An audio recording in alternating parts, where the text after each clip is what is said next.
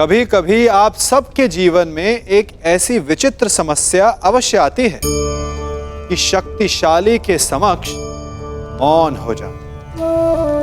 कि उस शक्तिशाली से विवाद करने से बचने के लिए आप मौन रह जाते। मानता हूं, ऐसा करने से आप एक विवाद से बच जाते, एक संघर्ष से बच जाते, परंतु ऐसा बचाव एक बड़े संघर्ष को जन्म दे देता है। कैसे? हमारा मौन रहना अनजाने में उसका समर्थन बन जाता है और वो स्वयं को अधिक शक्तिशाली अनुभव करता है और यहां से हमारा दमन प्रारंभ हो जाता है। एक के बाद एक हम अन्याय में अनचाहे रूप से सम्मिलित होते चले जाते हैं। तो इसका तोड़ क्या है? ये समझने के लिए ये जानना आवश्यक है कि ऐसी कौन सी बात है जो आपको विरोध करने से रोकती है। ये सामने वाले की शक्ति नहीं जो आपको रोकती है, ये आपके भीतर छिपा भय है जो आपको रोकता है। हाँ, कभी कभी भय आपकी सुरक्षा अवश्य कर सकता है, परंतु साथ साथ ये भी जानना आवश्यक है कि ये भय ही है जो आपको मौन भी रखता है। इसलिए अपने मन से भय को निकालिए और खुलकर अनीति का, अन्याय का विरोध कीजिए और फिर देखिएगा आपका मन कितना मुक्त, कितना हल्का अनुभव करेगा।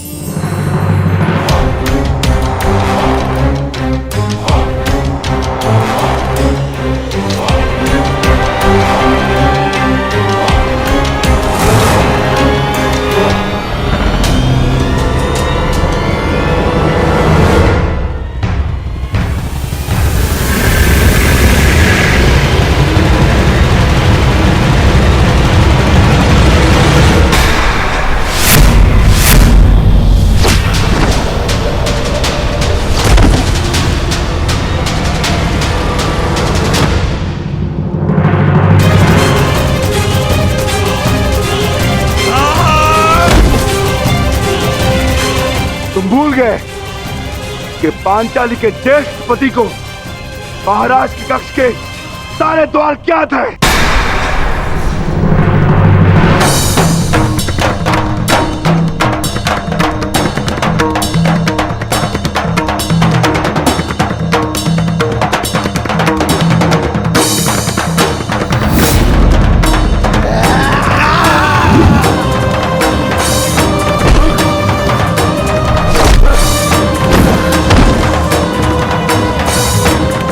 यही कक्ष तेरी समाधि बनेगा भीम, और मैं तुम्हारे भाग्य में समाधि भी नहीं आने दूंगा।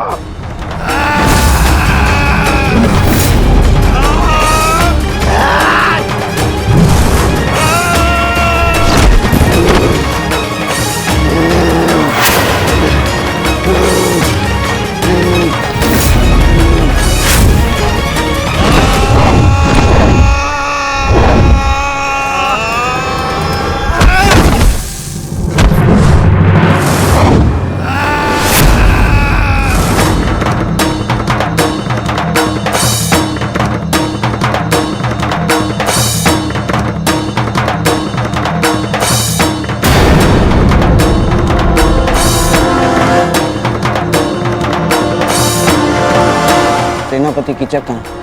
क्षमा कीजिए गांधार नरेश, इसकी कोई सूचना नहीं है।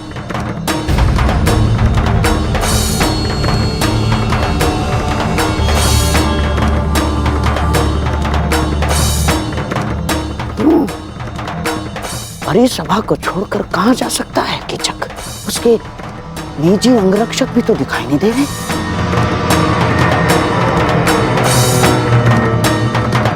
कहीं ऐसा तो नहीं कि कीचक संकट में हो?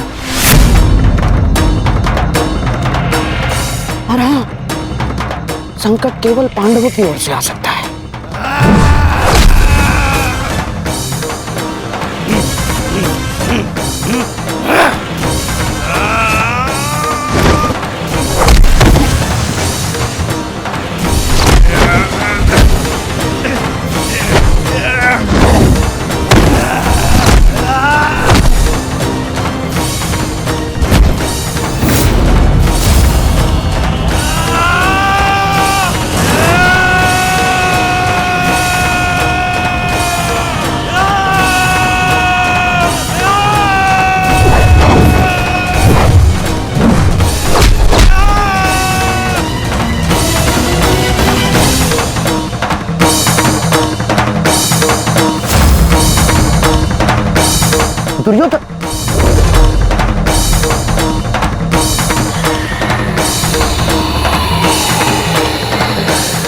स्वयं ही जाकर देखना होगा।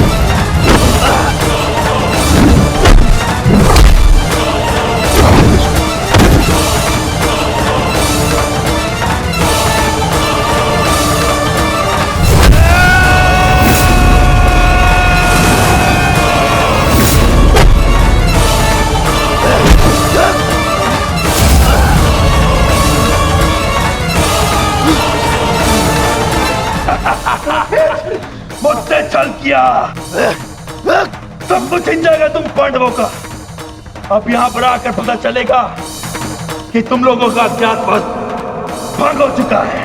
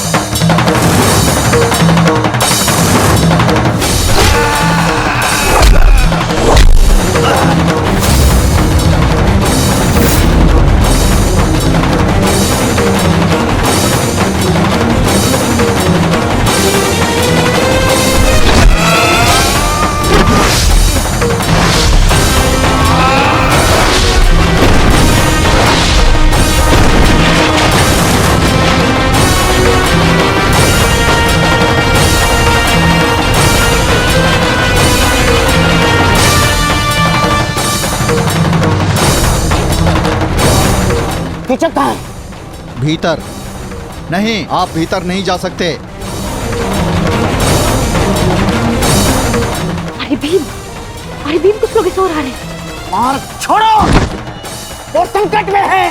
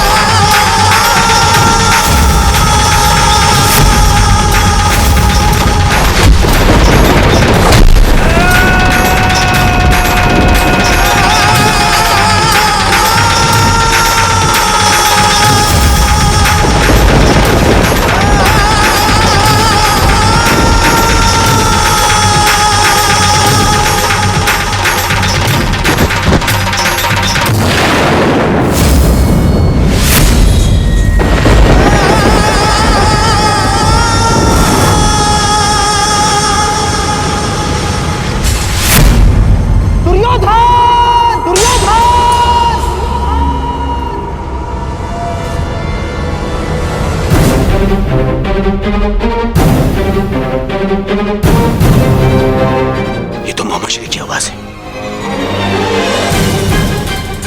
कहाँ है वो? आकर क्या हुआ मोहम्मद? दुर्योधन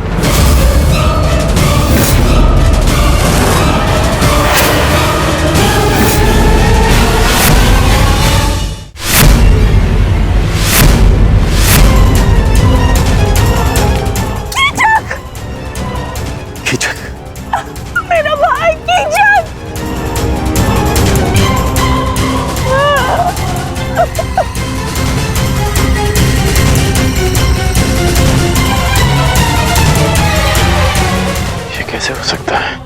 यही तो मेरा प्रश्न है। मेरा परम मित्र कीचक कोई उसका वध कैसे कर सकता है? कीचक महायोद्धा था उसी के महल में।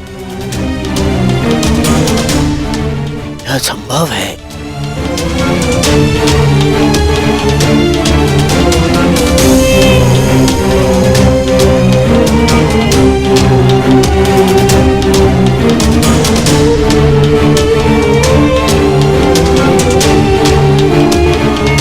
समझ रहे हो दुर्योधन, कीचक का वध करना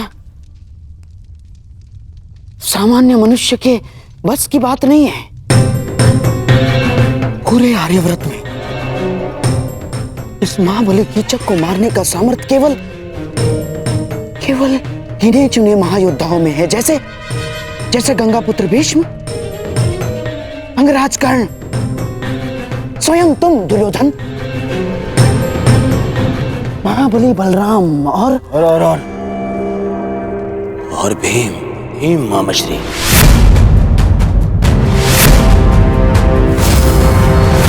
महाबली बलराम और पितामह यहाँ है नहीं।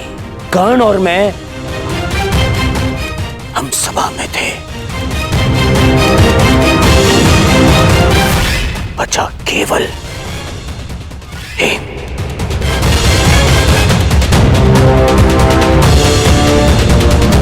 भीम ही हो सकता है जिसने महाशक्तिशाली कीचक का वध किया।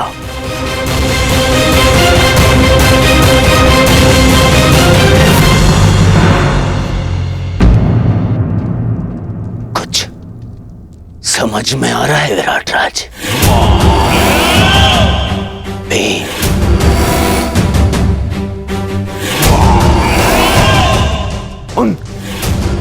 उन 5 पांडवों में से एक, वो जिन्हें ढूंढने मैं यहां आया था। ओ, जो मेरे सबसे बड़े शत्रु हैं।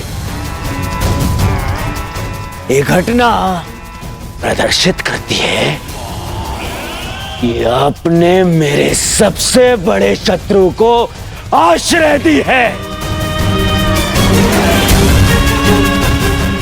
शत्रु का शत्रु मित्र और शत्रु का मित्र शत्रु। विराट राज शत्रु। कैसी बातें कर रहे हैं कुमार दुर्योधन? मुझे इस बात का कोई भान नहीं। कृपया मेरा विश्वास करें। बस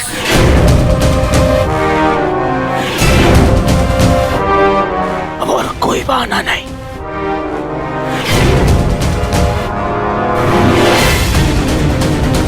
पांडव यही है और मुझे उन्हें अज्ञातवास पूर्ण होने से पहले पहचानना है। और इस बार मेरे मार्ग में कोई नहीं आ सकता। कोई नहीं।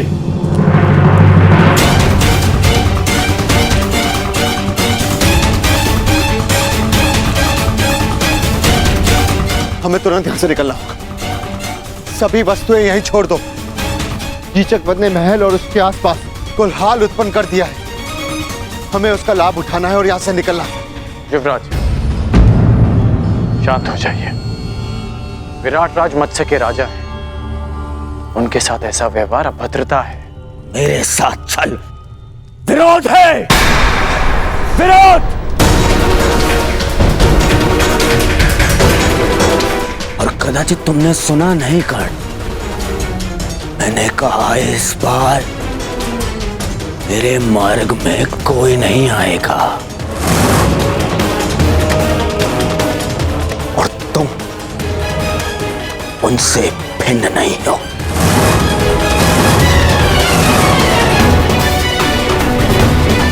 यदि विराट नगर का विनाश नहीं चाहते राजन, तो अपने सैनिकों से कहो यहाँ के हर एक द्वार बंद कर दे।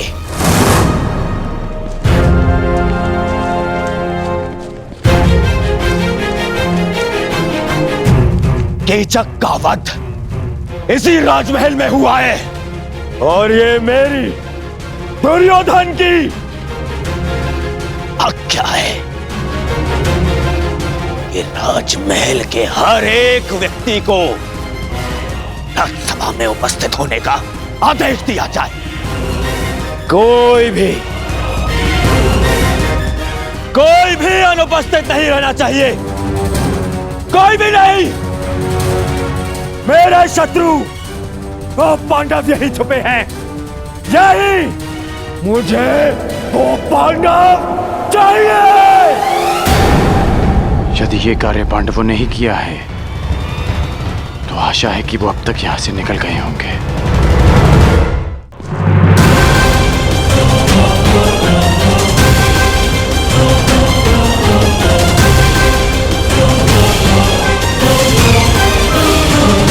सावधान! कोई भी राजमहल से बाहर नहीं जाएगा। महाराज का आदेश है कि सभी तुरंत सभा स्थल पर उपस्थित हों।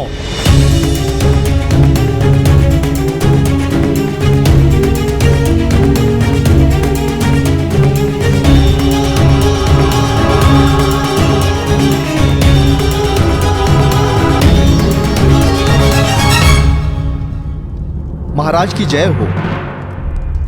आपके आदेश अनुसार राजभवन के सभी द्वार बंद कर दिए गए हैं। कोई अभी यहां से नहीं जा सका है। सबको एक पंक्ति में खड़ा कर दो।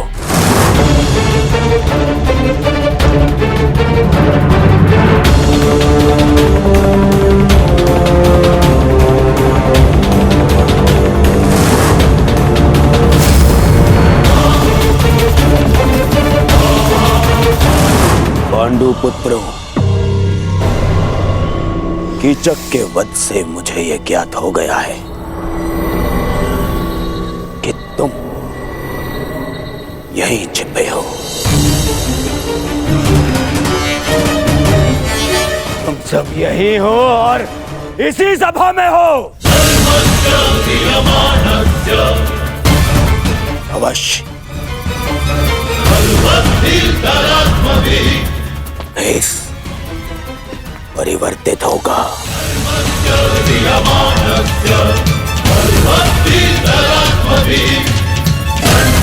परंतु दुर्योधन की दृष्टि से तुम सब बच नहीं पाओगे।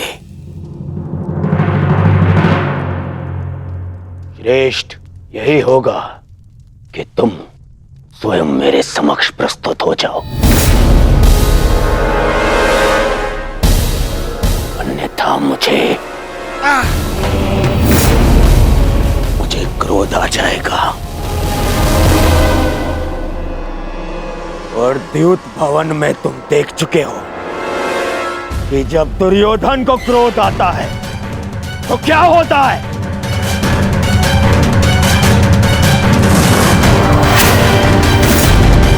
विनम्रता से स्वयं मेरे समक्ष आ जाओ। मेरे समक्ष आ जाओ और फिर सिर झुकाकर वापस उस वन में लौट जाओ।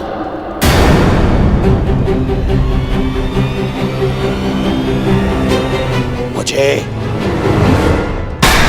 बल प्रयोग करने पर विवश मत करो।